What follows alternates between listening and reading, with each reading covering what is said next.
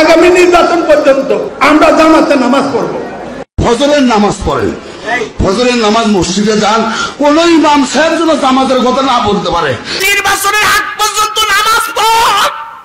নির্বাচন হলে নামাজের দরকার নাই, তাহলে নির্বাচনের আগে যারা নামাজ পড়ে নামাজ ধোঁকাবাজ, ধোঁকাবাজ, ধোঁকাবাজ।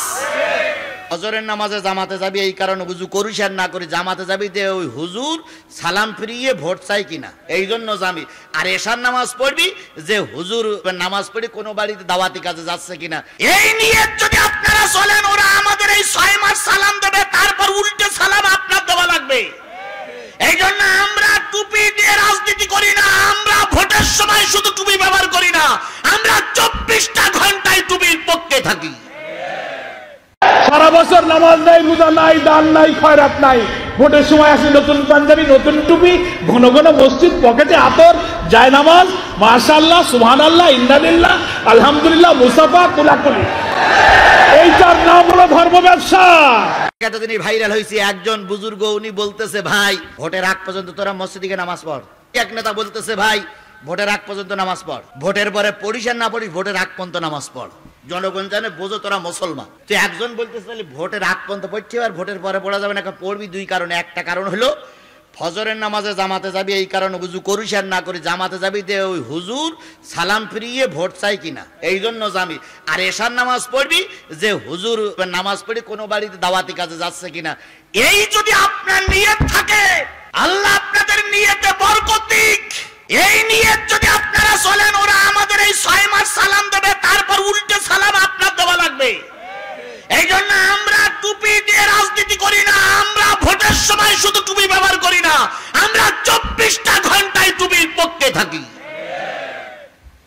তো কিয়ামতের দিন নেতারা বলবে, নেতা তোমার জন্য অনেক ভোট দিয়েছিলাম, তোমার জন্য অনেকের কাছে ভোট চেয়েছিলাম, এখন মহা বিপদে আছি, তুমি একটু আমাদের সাহায্য করো। নেতা বলবে, কি সাহায্য ভাগ করবো, আমার জ্বালায় আমি পথ পাই না। ওয়ারাউল আযাব, হঠাৎ করে জাহান্নামের আযাব মাথা উঁচু করে বলবে, নেতা ও নেতা আর অনুসারী আসো, তোমাদের জন্য আমরা অপেক্ষা করতেছি। সমাজে তোমরাও ভালো পথে চলুনি, কর্মীদেরও ভালো পথে চালাওনি। পার্থক্য জামাত ইসলাম আর অন্যান্য দলের ভিতরে একটা, সেটা হলো জামাতের নেতারা ভোট করে 1 টাকাও খরচ করে না, সব কর্মীরা খরচ করে। এই কথা বলেন ঠিক না ঠিক? কি বলে গেল জামাত নেতা, আমার তো কান্নাই এসে গেল। 40 বছর হাদিস পড়াচ্ছে, ইয়ে কথাটা পাগলও কোনোদিন বিশ্বাস করবে না। 40 বছর একটা মাদ্রাসার শিক্ষকতা করছে, এত বড় একজন আলেম, তার বুনিদের সম্পত্তি বুনিদের দেওয়ার পরে আর তার নামে কিছু নেই, তিনি ভূমিহীন সমিতির। এটা কি আপনারা কেমন ভাবে দেখলেন? আমি তো কিছু বুঝতে পারছি না। আমি তো শুনে আশ্চর্য হলাম যে কথা ঠিক বলছিস না ঠিক বলছিস। কি আপনারা বিশ্বাস করেছেন? ওরে ভাই, আমিও বিশ্বাস করি এই নেতা কেবল জামাত ইসলাম উপহার দিতে পারে, পৃথিবীর আর কোন দেশ কোন রাষ্ট্র উপহার দিতে পারে না এই নেতা। বিশ্বাস না হয় আপনারা মাওলানা রিয়াসাত সাহেবের বাড়ি যান, সেই গোলপাতার বাসায় এখনো আছে, সেই গোলপাতায় এখনো বসবাস করা অবস্থায় রেখে গেছেন, এখনো ছেলেরা গোলপাতায় বসবাস করে। মুহাদ্দিস আব্দুল খালেক সাহেব, আল্লাহু আকবার, আল্লাহু আকবার, আল্লাহু আকবার।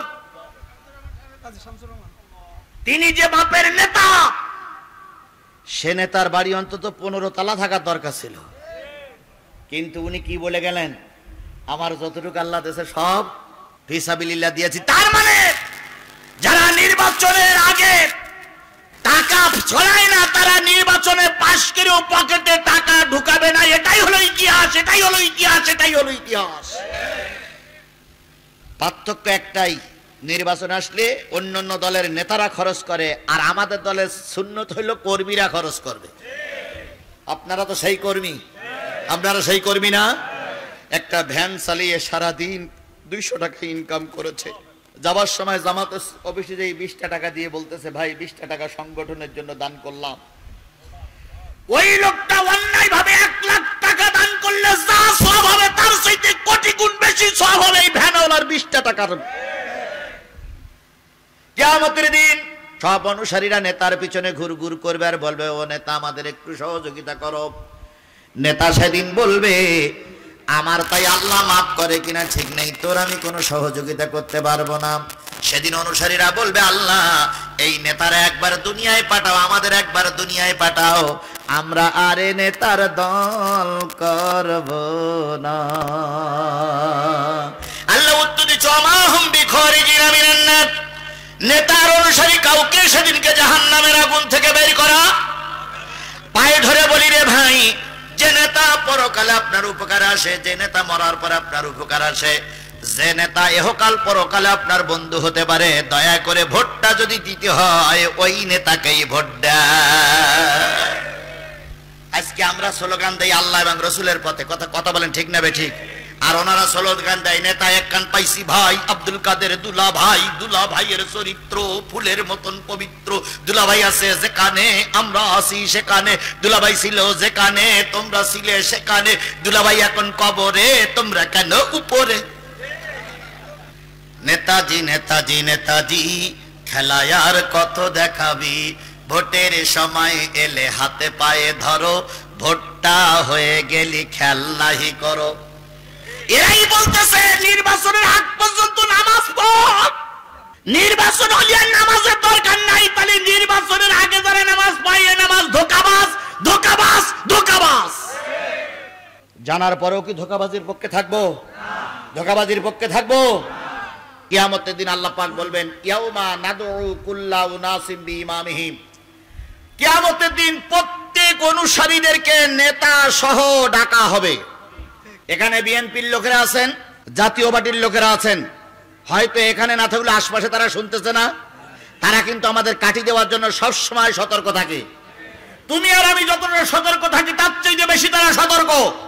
আজকের মাহফিলে কি আলোচনা হচ্ছে, কালকে এইটা নিয়ে সমালোচনা করার জন্য তারা কিন্তু সম্পূর্ণ তৎপর। সুতরাং আপনার আমার একজন কি লাগবে? নেতা লাগবে। কিয়ামতের দিন যারা যে দল করেন, আমি কাউকে দল করে জোর করে জামাত ইসলামীতে ঢুকতে বলছি না, কিন্তু যারা যে দল করবেন কিয়ামতের দিন সেই দলের নেতা সহ কিয়ামতের দিন আপনাকে ডাকা হবে। আপনি আওয়ামী লীগ করেন, শেখ হাসিনার সঙ্গে উঠবেন। যদি মনে করেন হযরত শেখ হাসিনার সঙ্গে উঠে জান্নাতে যাবেন, থাকতে পারেন আপনি। যদি মনে করেন জাতীয় পার্টি আঙুল নিয়ে আঙুল চষবেন, বাংলাদেশের সবচেয়ে বড় মুনাফিক এরশাদের সঙ্গে কিয়ামতের দিন আপনার হাসর নাসর হবে। যদি মনে করেন এরশাদের সঙ্গে আপনি জান্নাতে যেতে পারবেন, আমার দুঃখ নাই।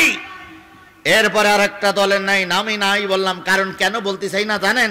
আমরা দুইজনে এক কম্বলের ভিতরে ঘুমিয়ে পাঠি। এই যে কথাকে আমি ভুল বললাম না ঠিক বলেছি? আমার 20টা মামলা, এমন কোন মামলা নেই যে মামলায় বিএনপির ভাইরা নেই, আর বিএনপির এমন কোন মামলা নেই জামাতের ভাইরা নেই। কথা বলে ঠিক দেবে ঠিক? আমরা বাড়ি ঘর ধরে বউটার কাছ থেকে দুটো ভাত খেয়ে ওই মাঠের ভিতরে টঙের ভিতরে দুইজনে এক মশারির ভিতরে শুইছি, একজন পশ্চিম দিক ফিরে আর একজন পূর্ব দিক ফিরে। আমরা তো এই এক মশারির ভিতরে থাকা লোক, এই জন্য আমরা আপনাদের শত্রু না, কিন্তু ওই হেতুক আপনারা কেন আমাদের শত্রু বানাচ্ছেন? হুজুর মানুষরা দল করুক অনেকেই চায় না। রংপুরীরা হুজুর বলেছে যে বিড়াল যেমন চায় না তরকারির প্লেট ঢাকা থাক, চোর যেমন চায় না বাড়িওয়ালা জেগে থাক, রামপন্থী বামপন্থীরাও চায় না ইসলাম জাতীয় সংসদে যাক। সুতরাং দল করা যদি বাধ্যতামূলক হয়, আল্লাহর বিধান হয়, তাহলে নবী রাসূলরা দল করেছে, আমরাও দল করতে পারি। আমাদের সমাজে কিছু লোক আছে বলে কি আমি কোনো দলদারি করি না, বলে আমি ওসব তালে তন্ত্রে নেই। এরম লোকের ভিতরে কারা কারা আছে একটু হাত তোলেন তো। শোনেন, রাসূল দল করেছেন না করেন নাই? তাহলে রাসূল যদি দল করে থাকে আমরাও দল করতে রাজি। তাহলে আমরা যদি আল্লাহর দলে হই তাহলে অনুকরণ করব কাকে? আল্লাহ এবং রাসূল সাল্লাল্লাহু আলাইহি সাল্লামকে আমরা অনুকরণ করে দেব যদি আমরা আল্লাহর দলের লোক হই। তাহলে বলুন তো, আমরা যারা বাংলাদেশ জামাত ইসলামী করি তাদের অনুকরণ অনুসরণ কার? আল্লাহ এবং তার রাসূলের। বাংলাদেশ আওয়ামী লীগ যারা করে তারা মুজিবারের জন্মদিন মৃত্যুদিন পালন করে। মুজিবারের জন্মদিন মৃত্যুদিন পালন করার জন্য 70-80টা গরু ফেলায় আর খিচুড়ি নিয়ে মারামারি করে 3 জন হাসপাতালে 2 জন কবরে। ও ভাই আমার বলতে দেন, সব যদি আপনারা বলেন তাহলে আমি কি বলবো? অন্যান্য দলের কথা নাই বললাম, কিন্তু দল করতে গেলে রাসূলের দল করতে হবে, আল্লাহ দল করতে হবে। কথা বলেন ঠিক না ঠিক? আল্লাহ বলতেছেন আল্লাযীনা আমানু ইউকাতিলুনা ফি সাবিলিল্লাহ, যারা ঈমানদার তারা দল করে আল্লাহর রাস্তায়। ওয়াল্লাযীনা কাফারু ইউকাতিলুনা ফি সাবিলিত তাগুত, আর যারা আল্লাহর দল করে না তারা তাগুতের দল করে। তাগুতের দল মানে আল্লাহ এবং রাসূলকে অস্বীকার করা। এরাই হলো কাফেরের দালাল, এরাই হলো কাফেরের অংশ। আমরা কি কাফেরের দালাল না নবীর দালাল?